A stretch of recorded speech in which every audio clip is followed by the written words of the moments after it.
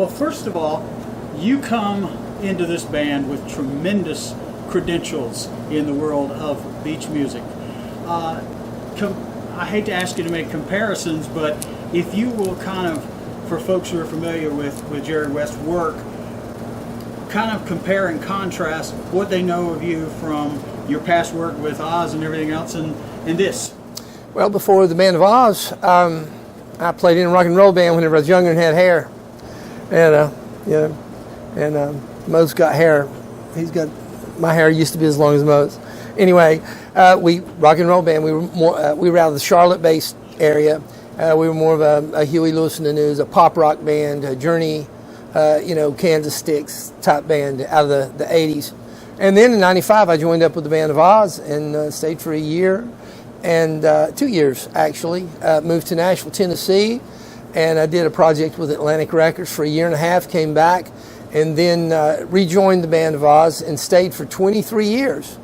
And then Cameron and Glenn and Tim and Tuff, they approached me and asked me if I wanted to venture out and do something new, and I decided to do it.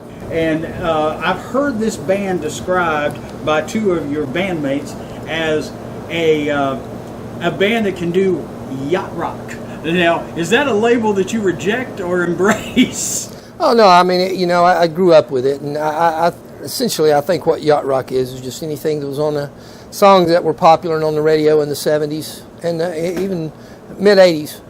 So I think that's what they define as yacht rock, or my understanding of it.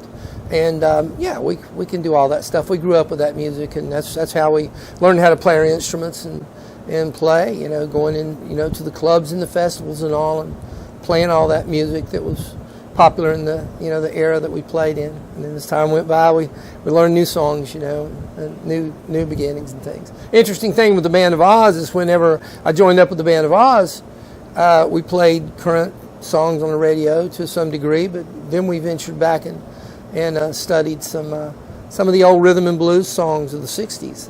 And, the Four Tops, the Temptations, Harold Melvin and the Blue Notes, things like that. Soul music. And it was an education. It was a history class in music. Are you at your core a rock and roller? No, not really. I started out playing rock music. I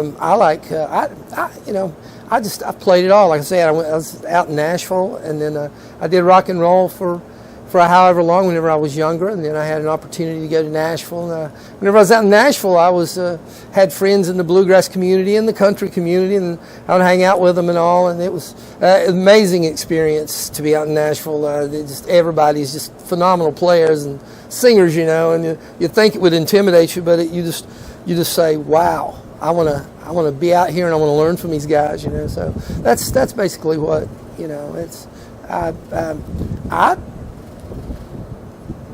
Being 3 years with the Band of Oz that plays rhythm and blues music, you to some degree you stay that long, you become a soul singer and a soul player. You learn how to play the rhythm and blues of it all, and the popular, the beach music of it all, the big band stuff, Earth, Wind and Fire. We'd play some Chicago. We just anything that people would we'd give it a try and stuff. That's essentially what we do with CAT5. We're a smaller, stripped down band than the Band of Oz. The Band of Oz was 8 pieces on stage, had four horns and then a bass, drums, keyboards, guitar thing, and CAT5 is a little bit smaller. But we hit and we cover that same territory, but we're a little bit rawer. Maybe we hit a little harder. I don't know.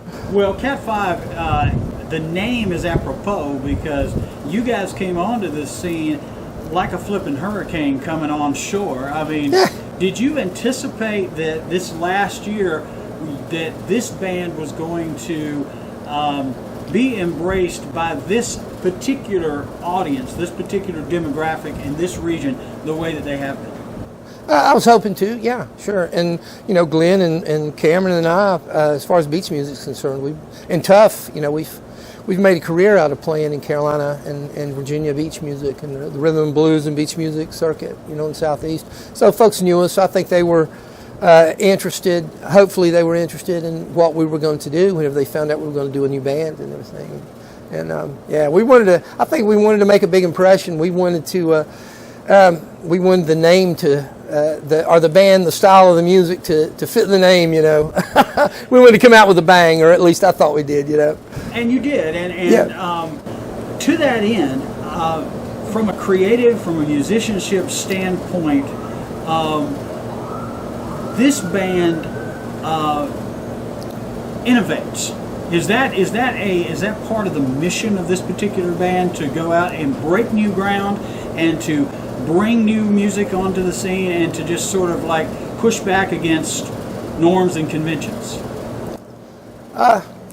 We're playing a lot of the songs that are familiar to the beach music and rhythm and blues industry, and then we're introducing some new songs that they've never heard before. Beaching the Boulevard was a song that was written, Buddy Ammons, out of Nashville, wrote the song. So that was something new, and we want to.